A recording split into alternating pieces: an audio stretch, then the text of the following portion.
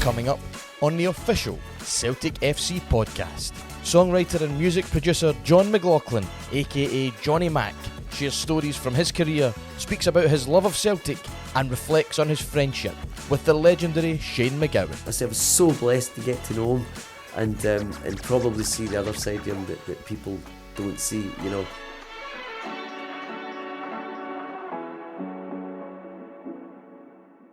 Hello and welcome to the official Celtic FC Podcast with me, Matthew Campbell, and today I'm delighted to be joined by none other than John McLaughlin, our very own Johnny Mac. Now John, you're perhaps best known to the Celtic support for your work as the frontman and producer of Johnny Mac and the Faithful, and your music's obviously heard here at Celtic Park every match day, but in actual fact your career makes for some incredible reading. You've worked with some huge names in the music industry, performed in some of the most famous music venues in the world. Indeed. Multiple UK number ones, UK top 10 hits as well to your name. But also you had a strong friendship with the legendary Shane MacGowan, and this summer you'll be taken to the stage at the Edinburgh Fringe. That's right. For your show For the Love of Shane MacGowan, which we're going to speak about as the podcast goes on. We're going to get a wee chat about your career as well. But firstly, welcome to the podcast, and how are you? Thank you for having me. I always love to come to Celtic. I'd come here and give out tickets if I had to, you know, so I love it. So it's always a pleasure to come here. It was really nice. We came up the tunnel earlier on, just on our way up to the studio. You could see that kind of affection that you've got for the place. Oh, it's great, and the sun's on the park and all that, so you've got to take some pictures, haven't you? No matter how many times you do it, you've just got to do it. I'll send that straight to my dad, Ignatius, who is he still comes to all the games. Really? 85 years old, comes to all the games. He's just over there, my sisters and all that. So we've been going since we were Wayne's, the jungle and everything, you know, so... Is that where it started for you then, in terms of just coming with your dad, your family and so on? My dad would take us all to the games, you know, so there was me and my well, then there was four of us, my younger sister and the twin sisters and all that, so we get taken to the games. It was just, that was it. My granda in the jungle, you know, a couple of wee boxes to stand on stuff and all that, so it was incredible. It was a family event, you know. And those are the days that you could leave the Waynes outside the pub. You know, don't tell your ma. So, great, and it's just continued from there. Like most Celtic fans, it's just passed down, isn't it, really? Back then when you were... But we're going to talk about your music career and so on, but since we're obviously on the subject of Celtic, since we've got this backdrop here, which we've been speaking about, it's absolutely stunning. Looking back on those days, coming to Celtic Park as a boy... Who were your early Celtic heroes? What were your early memories? Well, for me, it was always, because I just missed by a couple of years, the Lisbon Lions, but my dad was so, you know, it was such a powerful thing, wasn't it, to families in general of Celtic fans. So I was always around that, and then growing up, it was seen like Jimmy Johnston and then Davy Hay and all that as well. And then as you go on, Charlie Nicholas and... You know, so just through the years of all that. But I think Jimmy Johnston, I was lucky enough to get to meet Jimmy and Billy and all that when we made the song Best Day of Our Life. So for me, it was them. I think there was just something magical about that, and about seeing Jimmy and Bobby Lennox and all that. There was just something incredible about that as a boy growing up. We'll chat also about the music, but that's interesting to me because... Having a look at your career, I mean, it makes for incredible reading. There's some amazing names, amazing moments, which we'll touch on. But you know, you've dealt with and worked with some of the biggest names in entertainment and the music industry through the years. But that opportunity to work with and meet the Lisbon Lions and guys like that, was that just on a different level for you? That was just. Could you imagine? It's like. So we made the song and everything, and Best of Our Life, and I was determined to get it in the chart to celebrate their anniversary. And I just want the world to know about Celtic, you know. Yeah. And especially I was living in London, so I think when you move away for a bit, you want to show people this is Celtic, this is what we are. But going to make that video with the Lisbon Lions, and you know you're doing Headies with Jimmy Johnston, you're thinking, if I just died and went to heaven, I'm doing Headies and Keep You Ups with Billy McNeil and all that. It was just the greatest thing ever, you know. I just could never have dreamt that, you know. And you're right, the music thing's amazing for me because I'm immersed in music, but nothing will ever...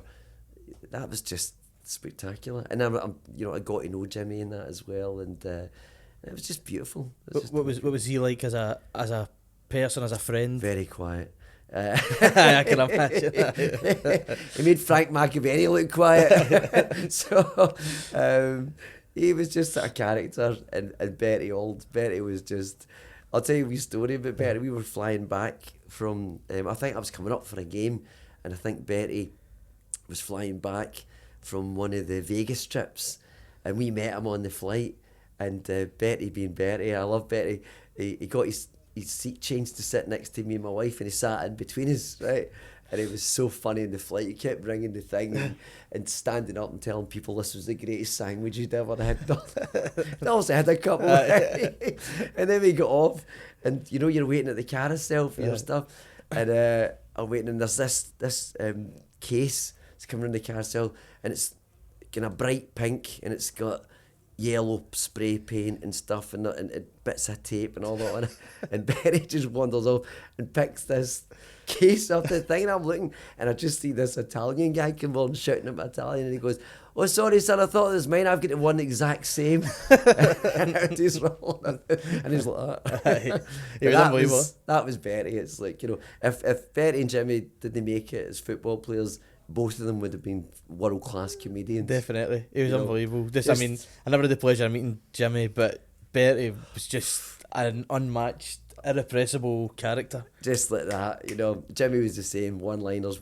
And see, I'm so privileged to see them together. They were like that together as well. And Bobby Light's the quiet man, but he would get involved as well. Just brilliant, you know. Fantastic. Well, let's get into the music career then, John, because like I say, it makes great reading and it's really impressive. I'm interested. How did you first get interested in music? Did you always want to work in the music industry and get involved to the level that you are? Well, it's a funny one. I think. We grew up in Milton, Frank McAvaney. Not Milton Campsie, the not so posh Milton, Milton Apostle, but a great place to grow up. See, it was a bit rough around the edges, you know, but it was a great place to grow up, and there was always people in our house. I was the oldest of 7. I've got 5 sisters and a brother, and uncles and cousins, and so there was always people in and out our house, and there was always guitars and people playing and records. We did record player in the living room, the old-fashioned record player, and we grew up my both sets of my grandparents from Donegal and Derry, so there was always Irish records on, traditional music, and I seen people playing guitars and kind of all sorts of madness in our house, and so it was great. So it was a great environment to grow up like that.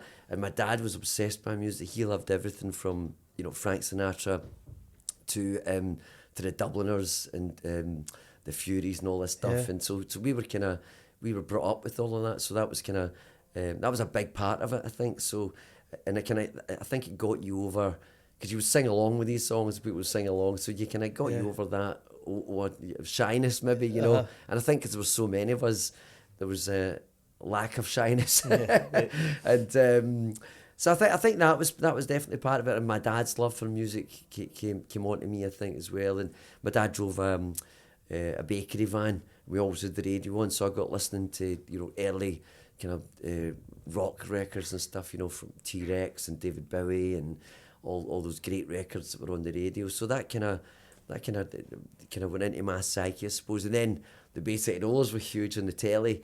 And then when I realised that they kind of spoke like us, I think something clicked to me then, thinking, oh, I seen all the screaming girls and all. I thought, oh, this looks like a good job. So that, I think it was even from then, so I might have been 7 or 8 or whatever, and that's kind of really what got me into it, I suppose, you know. It's interesting. I was going to ask you in terms of early musical influences, but I think, like probably so many people, you're influenced by what your parents are listening to, what the music is in the house. But it's interesting to me, obviously, you're talking about this idea, the fact that there's Irish music, traditional Irish folk music being played, ballads and so on. And I identify with that a bit, because I think you won't be alone in that in terms of growing up with that kind of music in the house, certainly for, you know, myself as well. Yeah. There's a timeless quality to that music, and there really is, and it brings us right back to now. My mum used to always say to me, because we'd punk rock bands and all that, she's still wasting your time with that.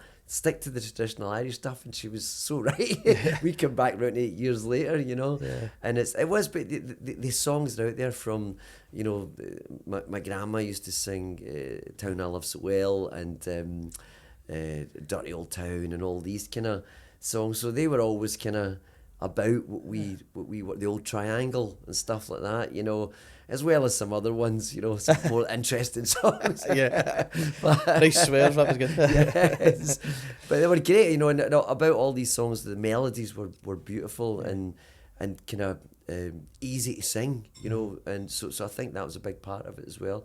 That you could sound reasonable singing them, even if you weren't that great. Yeah, no, I totally agree, and it's interesting when you sort of scratch beneath the surface of this Irish music, which everybody who comes here that was brought up on. Yeah. Their stories, their poems, and there is a sort of eternal quality to them. But and you're right. I think you hit the nail on it, and I think it's funny that Celtic, more than any other team in the world or any other club in the world, have got this kind of musical thing in us, and I think it all stems from that. I think it stems from being connected to the whole Irish diaspora and stuff as well. That I think it's in us more than you don't need to look at. You can rhyme off, Paolo Nutini, you can just rhyme them all off. Lewis, right up to Lewis now, Lewis Capaldi, and it goes way, way back. There seems to be a thing that makes us want to make music as well as love our football club. Yeah, we've got. It's just.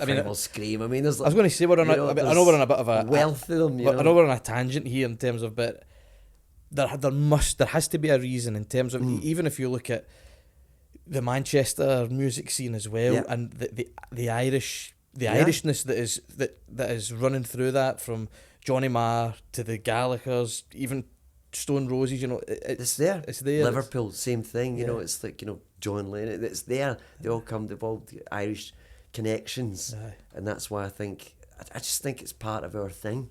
Yeah, it's a cultural thing, definitely. Yeah. We're the best. There you go. There is always that. But in terms of you then getting into the music industry, in terms of as a career. How did that come about? Did you study music or? No, it's funny because I went to St Augustine's, which was a great school. Again, it was a bit mental, I think there was 2,300 pupils or something when I went to school. Wow. It was chaos, So that allowed me to not go to the classes that I didn't want to go to because I'm dyslexic, completely dyslexic. So to send me for eye tests and ear tests and all that, I think I was a bit. But I just then it wasn't a thing really. So I just would go to art, go to a bit of music. And it took them years and years to catch up with that fact, And by that time, I was already planning my escape, And I wasn't great at school at all, So, but the teachers there were great, and we had punk rock bands, and they encouraged all that kind of thing. So, so that was brilliant for me. And I think I was actually terrified of having to get a real job. That was also, and I wanted to be in music in some capacity, So. So I was a dishwasher. That way I could listen to the radio, and it was the third eye, the CCA, I think it became Sucky Hall Street, and so I could listen to the radio and change channels and all that. So I was the Olympic standard dishwasher for a few years, and then I got a summer job in the education department, which was great because I had no idea what I was supposed to be doing, but it meant I had an office with a phone and a fax machine. Wow. So I could make demos and start contacting record companies and kid on it was my office. So that was my first real delve into trying to get it going properly, writing songs. And when I realised I wasn't getting a record deal, I was panic stricken. Thought, oh no. So I thought, I'll write songs for other people, I'll try that, So that kind of got me thinking that way, Well, that's I was going to ask there, because obviously you say you're making demos, but I'm assuming, was there a moment that you realise, actually, I can write here, I can turn my talent with a pen and paper and use that, rather than obviously trying to, at that point, forge a career as a performer? That was it, because I think we did a really good band. In fact, weirdly, we get supporting some bands like Wet, Wet, Wet and all that when they were just breaking and record companies were coming along. And but they would see us and then they wouldn't sign us, so I figured it was me. So, clearly no tall enough to get a record deal. So then I was really panic stricken. So that's what really got me thinking, how does this writing thing work? Yeah. And say my dad, he liked all kinds of records, from Motown and stuff as well. So I was quite interested in the other side of music as well. And the Motown thing was a big thing for me, the writers and the producers and how they had a thing. Yeah. So I got it from that, I think. And I think from the great records from the 70s that I'd listened to growing up, T-Rex, the Bay City Rollers. These were great sounding records, Phil Spector kind of sound. So I started to make really crude demos with my cousin Jerry and Dennis and all that, and we'd 4-tracks. All the other pals were going on Club 8 and 30 holidays. We were stuck in Milton buying 4-tracks, and so that's what we were doing, and trying to get people to listen to our demos. But I quickly realised that nobody in London was anyway interested in picking the phone up to a guy from Milton. So I was looking at other avenues of getting it going, and that's what really made me think about writing songs and starting a band. And I met another friend of mine called Steve Gilmore, who was just starting 911 at the time. Yeah. The pop band, boy band. Boy bands were just beginning to happen. And I thought, all right, there's a route to try something, So it was a real target for me. I said Steve was putting the band together. He needed songs. And luckily, I had these demos and we started making some tracks for them. And we had a great week. Me and my partner Gordon Gowdy's also a big Celtic fan. He's in Echo and the Bunnymen and the Simple Minds now, playing guitar. He's a great musician and producer. And in 1 week we wrote Body Shaking, Don't Make Me Wait. I think we wrote Party People Friday. In 1 week we wrote Don't Make Me Wait. So we wrote something like, I think there was out of that lot, I think there was 4 top 20s. 2 made top 10 and Body Shaking got to number 2, and that was on the 1 week. So that was a good week. Definitely. And that made me think, hold on, this game's no bad. Yeah, I can crack this year. And Steve on the other end it was pushing the band, and they were starting to build up a big following, and that was really, really happening, so that the hits started to come that way, you know. And then I thought, great, this is just a job for me. Brilliant. But also we'll chat in terms of as the years roll on there, but I'm interested just when you're talking about that week of mad creativity and that you had. How does that come about? Like, I'm assuming as a writer, there are moments where you pick up the pen or whatever and you go, I don't know, I'm not feeling it, I can't, or nothing's coming to me. Are there just moments like that where you have a week like that and you just think, I'm on it here, but it's just coming to me? Or... That's especially, I think, when you're starting out and you've not got any real, nothing to tie you down and you're just doing it. And again, the absolute fear of having to get a real job, that petrified me. So I don't think I'd last in Asda for 2 days, So I think they bumped me because I'd be absolutely hopeless. And so there was that bit. I do think that if you're kind of totally focused on what you're doing, you can kind of force it. Right. And I think if you've got a set target, you're making records for ultimately what's a boy band, so it's got to be pop. They've got to be able to dance to it. You want young girls to buy into it. Yeah. So you've got a set target. So that makes it a bit easier, I think. That definitely, I learned a lot from having target stuff. Yeah. And that's because of that, I met Simon Cowell, because he seen more having hits, and then he was starting new bands like Westlife and Five, and he was great to work for because he gives you specific targets. Right. So I think I was pretty good at homing in on exactly what they wanted and then try to deliver that. And again, back to the Motown thing of, if you get a formula and you just cane it and be completely honest with yourself, does this sound like a hit? And if it's no, scrap it, and just go again. So, well, you're linking me perfectly to some of the stuff here. We'll come back to some of these bands that you've worked with and for, because the names they're instantly recognisable to so many people. They're huge names. But you mentioned there Simon Cowell. Now, everybody knows who Simon Cowell is, right? Yes. And I watched a little clip today, with Simon Cowell talking about yourself from a documentary that was done in the early, I think it was early 2000s maybe. It was, and Simon Cowell's in his sort of record, he's in his studio, he's in the office, and talking about yourself. He says that you're, the nicest man in the music industry and so on. Bless him. Nice words. what was he like then to work with? What was Simon Cowell like to work with? He was great because I think he took me on to the next level of understanding there was a bigger world out there from what we were doing, and obviously went on later to become this kind of pantomime villain and stuff, but he's not that at all. Hard man to work for because he knows exactly what he wants, and if he doesn't, that part's not any different from what you see. If he doesn't like something, he's not going to beat around the bush or try and spare your feelings in any way. He'll let you know. And but it was great. It was great for my songwriting. I think he made me a better pop songwriter. He understood exactly what he wanted, how he wanted the record to sound. And if it didn't sound like a hit, he wasn't short and telling you. Sometimes you get into a meeting and you'd spend weeks coming up with these ideas, and you'd have them on a CD, and he'd play the CD, and you just know as soon as and he'd smoke in his office like that, and you would just know if the first 10 seconds played and you just see him put his cigarette down and get on the next track, that one's no making it. Really? And if you've seen that happening a lot, you're like, oh no, I'm back to the drawing board here. But sometimes we go, oh, right, I like that verse. There's no chorus. Go and write a better chorus and come back. And you go, oh, okay. And you go and do it, and it would be right, And that's how he worked. For Queen of My Heart, which was number 1 with Westlife, that was more or less, to be brutally honest, his idea. He wanted something that sounded Irish and Scottish and Celtic, and he wanted it to feel quite emotional, and he wanted to be like Fairy Tale in New York. Yeah, right, okay. McIntyre.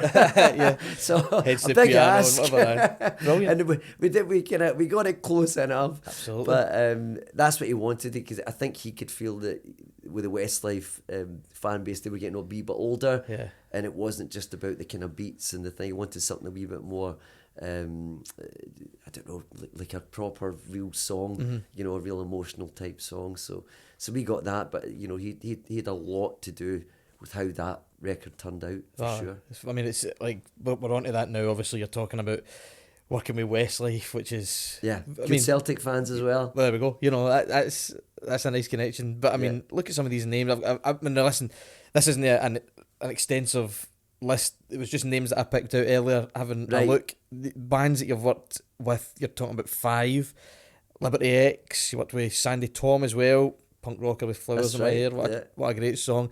Massive Attack as well. That's right. They done some remixes of tracks from a girl we were working with on Island Records. That's right. Yeah. We've got Busted.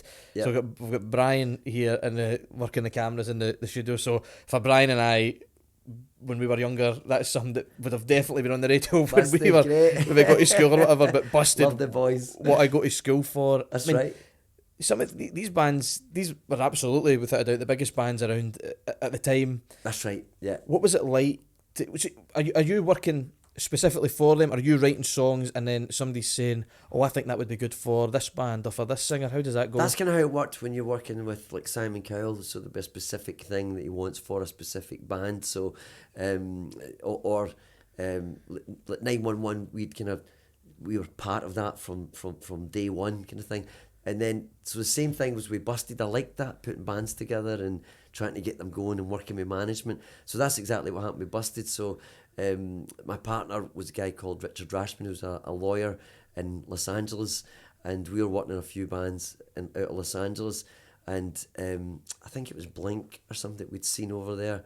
And I'm a big punk rock fan, so anything with guitars, I was wanting to get involved in. I thought it'd be good to bring that kind of back again, and so did Richard. So he was putting Busted together to have a band with guitars, and he couldn't have picked better lads. Matt, Charlie, young Tom was in the band from McFly for a wee while, and Matt, and they were great writers, great players with great energy. So they would come to our house in Chiswick. We lived in Chiswick at the time.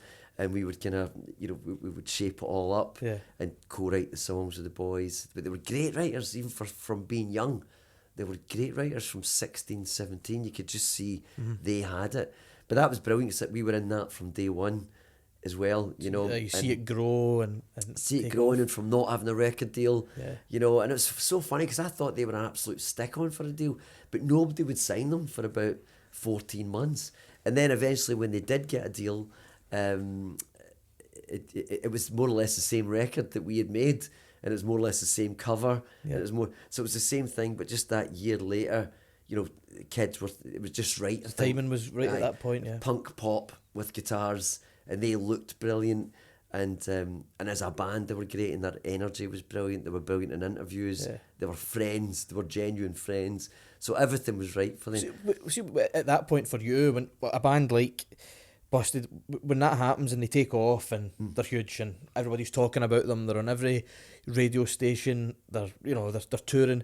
Do you sit back with a sense of pride at what they become? Given the fact that you're there from the start? Definitely. I think those ones are more important than... Don't get me wrong, it's great when you get a song with a band that you don't know and somebody picks up your song. It's a great feeling. And it's great for the checkbook. So you'll keep the wife in handbags, as we say. But for something like that, to see that going from nothing and then exploding, there's nothing better than hearing that on the radio, seeing it on the telly, you know. And for the band, when you kind of love the guys involved, you're so happy for them as well. So it's an all-round thing. Same as 911, we're still great friends. Yeah. We started together, they helped my career. We were on it together. Same as Busted, still great friends, now playing football stadiums. Yeah. You know, Westlife, same thing, Celtic fans. So it's great when you've got that kind of thing. And you know what? It's an interesting and it's a bit refreshing actually to hear someone talking about the music industry in this way, because you hear so many people when they're talking about industries like maybe film and TV or music, when they talk about it being it's cold, it's hard, which I've no doubt it is hard, but this sounds like you're having a lot of fun as well as working. I'm still having the greatest fun. Yeah. I can't believe that I'm still not having fun out yet. But it's and I can't believe I've not really had a proper job ever. It's just I wake up every day and think, what an absolute result, you know. Spot on. I make records, you know. It's like, or get to, you know, now playing in bands and all that, and just it's just brilliant. So we'll talk about the band, but just before we do, getting a number one in the charts. Aye. Talk to me. Do you know that, like, are you having to sit and wait for it to come on the radio or whatever to know that you've got the number one, or does somebody come and tell you beforehand? Or? I wish they would. No, I've been lucky with 3 now, so and some abroad. But here it seems to matter more, because I think that weirdly the world kind of looks at the UK for the number ones kind of mean something. Yeah. You know, maybe, and I've not been disrespectful, but a wee bit less now because of the way things work. There's so many charts. But back in the day, you know, it was Busted and Westlife and even Sandy and all that. You know, it was the number one position was it. Yeah. You know, so. No, you don't. You get your midweek charts where you kind of know you're either going to be number one or number two. But if there's a big push from another label or they add extra TV advertising, it can knock you off, you know. So there's lots of kind of moving parts to it. So you're sitting there with the rosary out going, you know, please let it happen. It's like, and what's it feeling like when it does happen? You're the top spot in the chart. Is it a party? It's just great. It's an amazing feeling, you know. It's just... I don't know, it's the first one. I think the first one was it might have been Busted. No, it was Westlife. The first, number 2 is I kept thinking, oh no, I'm going to be number 2 guy. Which is no bad, right? Yeah, that's all right, aye. But you want a gold spot. You don't want known as the guy that came off the crossbar loads of times, right? So when you got that number 1, that was a bit, and it was Westlife, so the fact that they were great guys, and in fact, that was a lot of pressure on it, because it meant that if we had Queen of My Heart, I think it meant that they had just overtaking the Beatles in consecutive number 1s in a row.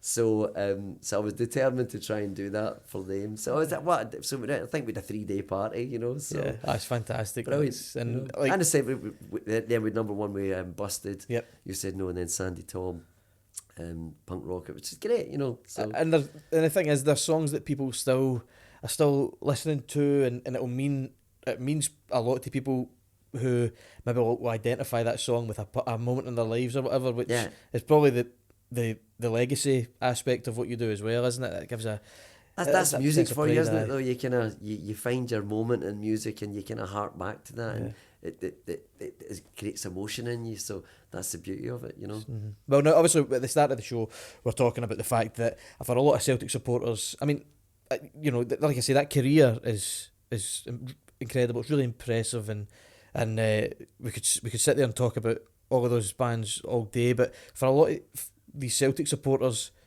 they'll know yourself from Johnny Mac and the Faithful and the Celtic songs that you've penned and performed through the years. So how did that all come about? How did that start? Well, again, just through being at Celtic all my life and just loving these songs. We grew up with them all, right? So, and then as time went on, it was I wanted to do something special for the Lisbon Lions, because they were, and for my dad. My dad's, that was his team.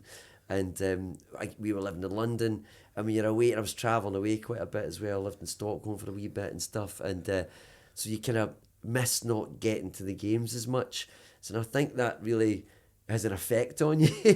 And this was before the days of all the Celtic TV, and you were relying on Sky and all that, and if they weren't showing the game, you were snookered, and having to listen to the radio, and so there was a real kind of pining for it, I suppose. So I thought, what can I do? I thought, make a record for celebrate the Lisbon Lions. So we wrote Best Days of Our Life, and I was determined to get it in the chart. I wanted to use everything I'd learned to try and get it, just to have it on top of the pops. That was my dream, right? To get Celtic on top of the pops. And did it happen? It did. Yeah. It did. When we couldn't get on. There was I'll tell you a little story why we couldn't get on. But we got number 12 or 13 in the chart, which was incredible. And it was for charity. The money was for a cancer charity, I think. But so we got the song going, and then we decided to try and get some big hitters to help with the PR and stuff. So I was good pals with Ian McCulloch from Echo and the Bunnymen, who is a big Liverpool and Celtic fan. Reached out to Rod, who was straight away, no worries. He was in Billy Connolly, Hugh for the Fun Loving Criminals. Wow. Who else is in the event? Loads of people, and then we went round Celtic Park with a ghetto blaster on one of the match days and filming and we went to loads of Celtic clubs and from Milton right through into town and all that, and just getting everybody involved in a video, and it was Noel Gallagher, he was up that, so he gave us permission to use his photographs for the record and all. Wow.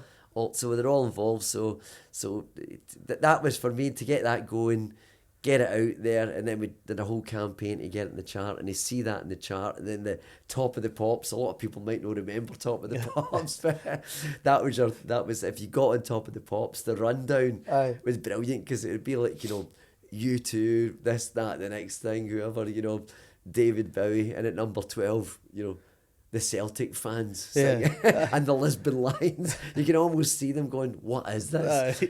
Featuring Rod Stewart, David, Echo and the Bunnymen, Shane MacGowan. Because we'd Shane up Shane came up, and that's when I met Shane. And I was determined to get Shane on that record because I was a huge Pogues fan. They were my band. They were the band from that really meant something to me. They embraced the punk rock that I loved and the Irish traditional music that I love, so they were my band, Well, obviously we've got that. We're going to chat about Shane, the Pogues, and the work that you're doing there, which is due to be sensational.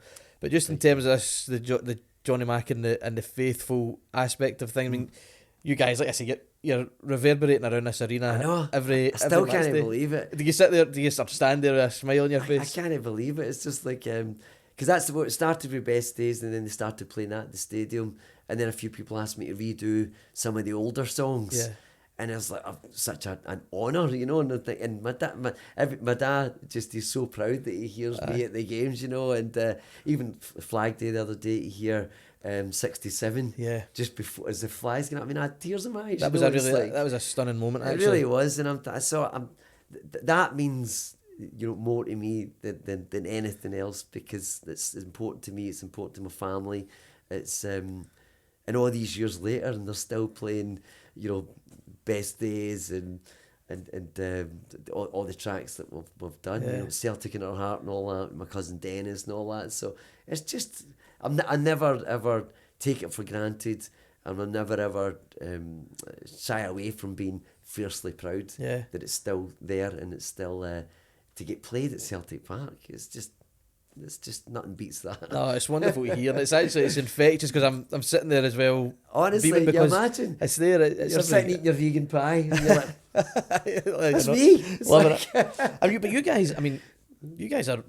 I feel like always on the go. You're always touring. You're always gigging and stuff like that. Aye, I mean, I can't believe it from that. I mean, so I've been so lucky and so blessed in life, and I'm so thankful for everything that happens, because the weirdest stuff happens to me, which is great, and I say I'm so blessed for it. You know, I never thought I'd be, you know, Johnny Man the Faithful's great. So I get playing at the Hydro when we done the 67 event at the Hydro, playing to the Celtic fans, Celtic songs and Irish songs. It's like so you do that, and then we done the Thai Tims. Yeah. So that was as close as I thought I'd get to being in a band and playing the music. I loved kind of Pogues.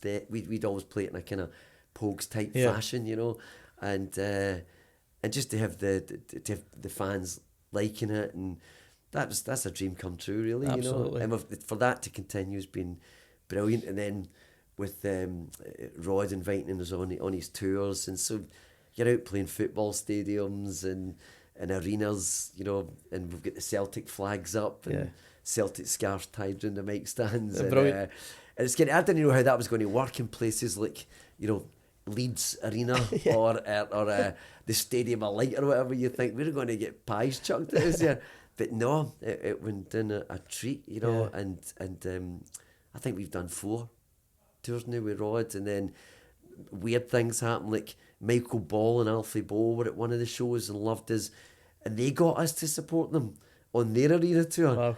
We are Celtic scarves, and our, you know, Joe Gallagher that plays here in the band, he's in the full regalia, he's got the full trackie and all that, and the Celtic shades, and we're supporting Michael Ball and Alfie Ball playing Let the People Sing and all that, and they're all like, I love it. But it's like you're spreading the word of it, and you know, spreading the word, spreading the love. Spreading the but good I think message. the songs are so great; those kind of songs work. Aye. So I think the when people hear them for the first time, they're kind of joyful. And probably a lot of the people have got some kind of Irish relatives or something. Yeah. So there's probably a connection between a bigger section of the audience than I imagined, because I'm thinking, how's this going to work? Fine in Manchester, you know, Dublin, Belfast. So those I felt a bit more relaxed in it then, but I was thinking, Sheffield, how's that going to work? But when doing a storm, and we were playing Best Days of Our Life and all that in football stadiums. I do a wee chat about the Lisbon Lions and how much it meant to me, and boom. Well, there you go. You're certainly spreading the message then. And to be fair, I mean, I met obviously yourself and the band at the Hydro back in the summer when we had the Celtic Player of the Year event there. It's a great group of guys. The energy's through the roof. They're a good laugh. You know, it's like a Guinness, a night out. It's great. Love a Celtic. You just about swept up everybody backstage in this sort of wave of energy. And all that in their dressing room. That's great. The guitars are out. It was excellent. Brilliant. But talking about this Irish connection, that brings us nicely on to what we're going to talk about, which is, of course, your upcoming show at the Edinburgh Fringe Festival, which pays tribute to an extraordinarily special person, Shane MacGowan, who was a good friend of yours, had a wonderful, warm friendship, and it's also apt as well that we're speaking about Shane, and we'll talk about the Pogues as well here this week, because it's 39 years this week since Rum, Sodomy and the Lash was released, so that's right. What a great record. Unbelievable. I mean, and it's another example of this timeless, having this timeless quality. You could stick that on just now, and it still sounds incredible. Exactly right. Or even you watch the games, as soon as Celtic score, Fiesta's getting played, you know. And I tell you what, Victoria is massively proud of that. Shane's wife. She's so proud that the Celtic fans love Shane, still love him, and that Celtic still appreciate him. Well, I mean, I read that quote from Victoria, Shane's wife, where she said that, you know, that the one of the proudest moments of Shane's life was being at Celtic Park with the Lisbon Lions. You were obviously just talking about that there. And what was that like? You know, what was that whole experience like? That was the maddest ever. But that's a fact, by the way. Shane, you know, who was a character, obviously, but the bit that people maybe not see of him so much is when you get him, he's quite an emotional person, you know, And, see for him to be here, he did. He had tears in his eyes, and he spoke about it all the time. He loved it. He was speaking about it in interviews randomly, and he always said that moment meant just about everything to him, because his family were Celtic fans, and, he might not have known all the teams through the years. He never claimed to, they grew up, I think, with Shinty and all that stuff as well, but Celtic was important to them. And for him to be up here, I could see how much it meant to him, how much it meant to his family, and he was fiercely proud to have done that, Just like fiercely proud. Something that just lives within you, even like you say, if you're not there every week, or you're not able to rhyme off the score against, That's it. But you still felt it. It's just there, and I think even he was shocked with the reception he got that day. Yeah. He was a wee bit nervous, very, very drunk, but a wee bit nervous, and which I'd never really, you don't really expect that for somebody as rock and roll as Shane MacGowan. Yeah. But I could see it in him that he was kind of taken back. I don't think he quite expected. Obviously played the Barrowlands and all that, and he knew the Celtic fans loved him. Every Pogues show, you see Celtic strips and Celtic scarves getting flung onto the stage, and he picks them up and all that. But I think he was really, really properly, to his heart, touched at the reception he got that day. He always said to me, "I'll never forget that as long as he lives." He nearly never got in the park because he had a bottle of Jack Daniels, and the Sky Sports people were trying to take it off him. No way. So it was like a wrestling match. So I put it in a cup for him and sent him out. No way. And then Hoopy was there, and that freaked him out a wee bit. And I don't know if he was going to dance with Hoopy or batter Hoopy, but there was a wee bit of an alteration when he came on the park. He missed his cue. I had to sing his bit and all that. It's like, because he came up on the whole story is I contacted his publicist, or Liam Teeling, brilliant guy, his lifelong publisher, Irish guy, great guy, and I said, I want Shane to, it was selfish, I want to meet Shane, right? So I said, would they come up and be part of this record, singing this record and be in the video and all that, and we'll get him on the park and everything. He's like, aye. It's like a bit of a complicated game, that. Know that he'll not want to do it, he'll love to do it, but there's an actual mechanics the and logistics it all, of getting there. like, so he said, I wouldn't say he's going to be there just in case. I said, right, okay, well, the game's Saturday, whatever, and I said, okay, well, I'll pick Shane up for the airport and make sure I get him there. So will I get him on the Saturday morning? He's like, no, I'll send him up on the Monday, and then you've got a chance of him being there on the Saturday. I'm like, okay, I can see how this is going. So he turns up he missed his flight, so he then turned up to the Tuesday. So he comes on the Tuesday, we're in the Art House Hotel, and it's so funny, because I'm going to tell this wee story at the Fringe thing, but I go to meet him at the airport, and I'm really nervous because it's Shane MacGowan, right, and he's my hero, man. It's like, and so I go and I can see him coming through the thing, and he's swaying about like an IKEA wardrobe, right? He's got a bottle of Jack Daniels. He's got a pint of what I thought was lemonade, but then I realised it's gin. And he's kind of, and I'm looking at him, and he's kind of swaying about, and I say, Shane. And he's like, oh, and he kind of, he's a wee bit at the start, and he walks and says, Shane, it's Johnny. And he goes, oh, I was wondering why I was being harassed by Frankie Dettori. He starts laughing, his mad laugh. All right, okay, this is how this is going to be. And he was laughing. So you spent the whole week then? We went to the art house, dumped the bag in the room, and I swear to God, I'd never seen a man move so quickly down to the bar. He's at the bar, and he's ordering a whole host of drinks. And he said, right, Johnny, blah, blah, blah, and we're chatting, and all day, all night, in the art house. He liked the bar, didn't he? It was kind of quiet and dark and all that. And we got on famously, he was so intelligent, and talked about Irish history, films. He loved all the kind of Godfather films, and Once Upon a Time in America, these great films. So we talked about, I'm a big film buff as well, so was my dad. Music, poets, and then I noticed I'm getting plastered, It's like, there's no way I'm keeping up. And I'm not a great drinker, right? I put an effort in, but I'm not a great drinker. I'm thinking, right, okay. And back to the room for a wee bit, and I'm thinking, right, I'm going to go. And he's like, no, one more. And I fall asleep in the chair, and I wake up. I think, God, I'll be here, all right, and Shane's still talking. It just hands me another drink, and off you go. Wow. That's you the next day. And I'm living in London at the time, and my wife's phoning going, where are you? And all that. I'm like, I'm fine, I'm with Shane, but I'm all good. I see you next week. Okay, that was kind of it. So that went on, and then Liam turned up on the Saturday morning, and we got organised, got the suits, and eventually got to the ground, and another few beers and all that, and then out on the park, and it was an incredible moment. We played Best Days of Our Life, and the fans were amazing, because it was bits of it in the press and stuff. So, and it was just getting released then, and then obviously with Shane coming out, it was just mind blowing. It sounds like so vivid, and which I'm amazed at given the standard of that night. Well, that's it. I've had a few lost weekends with Shane that are difficult to remember, and you see photographs and you think, I don't even remember being in that country. You know, obviously it's they're precious memories to you, and you know, fantastic stories.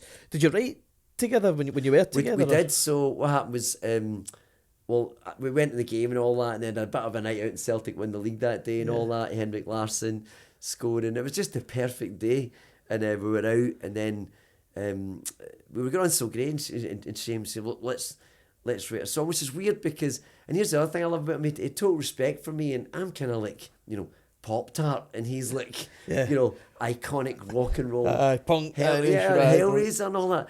But that didn't matter. It made no difference. Just if you liked you, and that was it. So I was a wee bit worried about that, thinking, you know, but no, none of that. And it's like, let's write some songs and all that. So we went to Hope Street. My mate Phil, his pal, had McGinn's Bar and the Alpine Lodge in Hope Street. Of which there was nothing alpine about it. Is that tiny? Is that really a wee small? Tiny? I know exactly what that is. And back in the day, it wasn't a wine bar, right? Let's say it wasn't a posh wine bar. And they had some strange licensing laws back there. You know, it was like because all of a sudden it's 4 a.m. and the bar's still opened, and so brilliant. So we'd be there, and we had some guitars and all that, and we were writing some songs, and that's how we came up with Tomorrow Belongs to Me, right, which we put out on one of the Celtic records as well. I think we put it out with Best Days because Shane wanted to have a connection with Celtic, and that was great because the genius of him as well is he was wanting to know all about my life and growing up in Milton. He wanted to know the gangs, so it was the Tongs and the Apostle Fleeto and all that, and he wanted to know about all this and about my mate used to deliver the Evening Times, and I used to wander around with him delivering the Times, and he wanted to know, and this just all poured out in this song. I listened to it earlier, and there's a sort of, it reminds me, or there's a callback to sort of the I belong to Glasgow kind of idea. That's it. It sounds, you hear that embedded through it, which is obviously your influence, which he's picked up as well. I mean, you mentioned there, you know, it was, a lot of people maybe would look at Shane MacGowan and they would see this Hellraiser, this kind of party animal Irish punk rocker who sort of infused folk music, but there was so much more with Shane MacGowan because he was a poet and like a genius of a writer. What was his writing process like? You said that he just absorbed what you were saying, and then it was weird because I didn't think he liked anything that we were doing, you know. And I'm a terrible guitar player. I'm a kind of Joe Strummer, three chords, battered at me death, and you're not getting any fancy chords out of me anytime soon.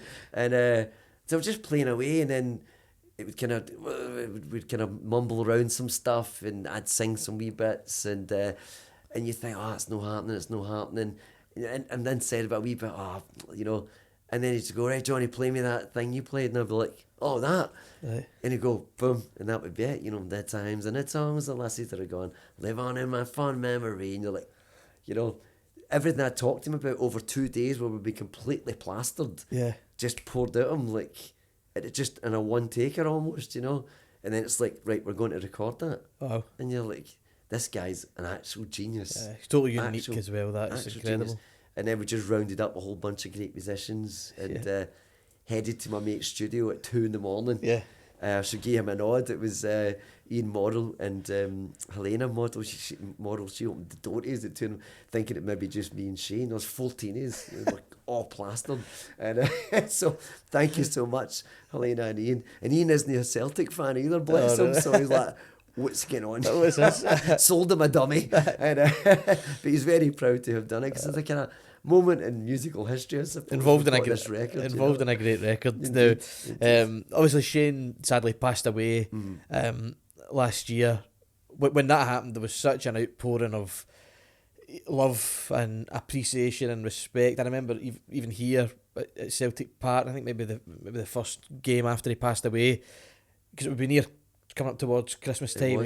We had Fairy Tale of New York and also Shane's version of the Celtic song. So, which we recorded. We were over in Dublin and done that. And that's amazing. Went over and done that. Was a fantastic thing to do as well, to re-record the Celtic song with Shane MacGowan. So to do that, that's another very proud moment. That's as proud as having a number one for me, you know. When you think of Shane and you remember him, what springs to your mind? What's the first thing that springs to mind? I think probably the things that people don't see. I was so blessed to get to know him, and probably see the other side of him that people don't see. You know, it's very, very funny.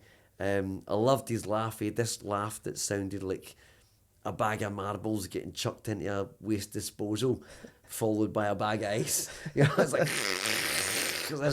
you know, and it was very dry humour, and he always be winking his eye, and he wound everybody up. You go to pubs and all that, he would just start a quiet riot, and then just leave you to it. He sorted it all out, you know. It was brilliant, but he was always a very very giving, very kind person as well, you know. I mean, I'm sure Victoria wouldn't mind me saying, you know, it would get a bit with bundles of money. Money meant nothing to him, and it would just be, you know, people you pass in the street and all that, beggars and all that, just be throw just money, just and time, had no concept. For a guy, he always struck me so weird because he always had a watch, but he had absolutely no concept of time or care for time.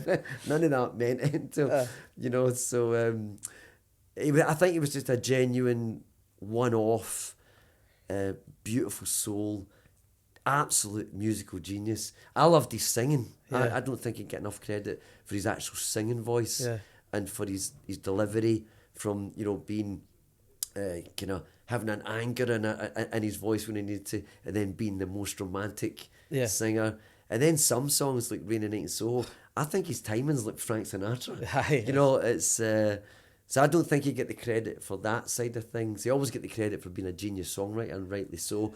But I don't think he get the credit for his singing. You're right, that he deserved. Because even from a young age, he had a sort of wisdom and depth to his voice that just it's timeless. Well, we keep saying it, but it just kind of we're trying to do these songs now, and I see how difficult it is, you know. And I'm not any way like that, but I'll do my best to represent. But you know, well, on that, we'll obviously round up in terms of talking about Shane here, which is, it's really interesting to hear you talking about that relationship and friendship, and it speaks volumes then that at this year's Edinburgh Fringe Festival you'll be there on stage performing your show, which is called For the Love of Shane MacGowan. Now, the details of the show, we'll make sure that they're there and available for everybody to see. Get along to see it. It's at the Voodoo Rooms in Edinburgh from the 20th to the 25th of August. 6:30 in the evening performances, a perfect time. Yeah. What can audiences expect from the show? Well, I've never done the Fringe before. I've never done anything like that. It started, but I was away when Shane passed. Unfortunately, we were away touring, and for the past few years, I hadn't seen him because he was very ill. And then we get better. I said, I'll come see you, and then we'd be away touring. Yeah. And the weird thing about it all is, for the minute I met Shane, everybody was saying, "Oh, he didn't look too great, didn't look as good." You know, everybody said that, and so you get this kind of false security of he's indestructible. He's going to outlive all of us. Yeah. So weirdly, I was going to go and see him as soon as we finished that tour at Christmas. I'd planned on going to see him after that, and unfortunately, regrettably, that never happened. So that's how this kind of came about. I wanted to do. We're just going to have a wee night initially, just playing the songs with a bunch of friends and some other people that knew him and knew. Liam Tierney's publisher and Jerry Boyle, his manager and stuff, and a lot of people around it, and Tom and stuff over the years that I got to know. Some of the guys over in Ireland who were making a lot of these records, some of the lads for here that we'd made the records with and stuff. And so I thought we'll get them together and we'll have a wee bit of an ease up and a salute to Shane. And maybe a 2-day event, just in honour, and get a few Guinness. And so when I was talking about that, a friend of mine said, you know, I was talking about you to my mate at the Fringe, and he was saying, do you want to come down and do something there? I thought, well, do you know what, maybe that's a better way of doing it. And then it started from one night, and then he said, this could be great. Do you want to do a week? And I get no, I said aye. I've had a few Guinness in me at the time, so I said aye. Okay, so let's get a go then. And but my worry was that I didn't know how it worked. Is MD going to come? You know, night after night. Who goes to gigs at 6:30? Yeah. But I now realise it's a thing, and the tickets are selling amazing. And obviously, again, it speaks volumes. Maybe there's more of a love for Shane there, that people want to come and see that. And so now I'm really, really nervous about it. No, I think it'll be wonderful. And from the band are great. Joe and all that's in the band. Yeah. And so it's a bunch of the guys for Johnny Mac and Cat on the fiddle, and sorry, on the tin whistle, and Mike on the drum. So the band are brilliant, and we'll just be telling stories and playing these amazing songs, you know. No, it sounds like it's going to be great, and a wonderful tribute to a wonderful man, an incredible artist and poet. And I wish you all the best with it. We'll make sure, obviously, that everybody is well aware of the details and where to get tickets if they want to go on and see it. I appreciate you coming in today and speaking to us, much, John. It's been wonderful. It's been great stories. Thank you. Anytime you come to Celtic Park, I'll clean the chairs. Anything that's deed and done, I'm your man. Well, we might take you up on that, actually. Take me up on that. Clean it. I was a dishwasher. A very good one. Listen, thank you very much, John. Been brilliant. You. And all the best with the show. And then over the next couple of weeks, I hope it goes really come well along. Absolutely. Sort you out. We'll be there. And thank you very much for watching and listening to this episode. Make sure that you like and subscribe to the official Celtic FC podcast wherever you get your podcasts. Take care. Thank you very much, and hail, hail.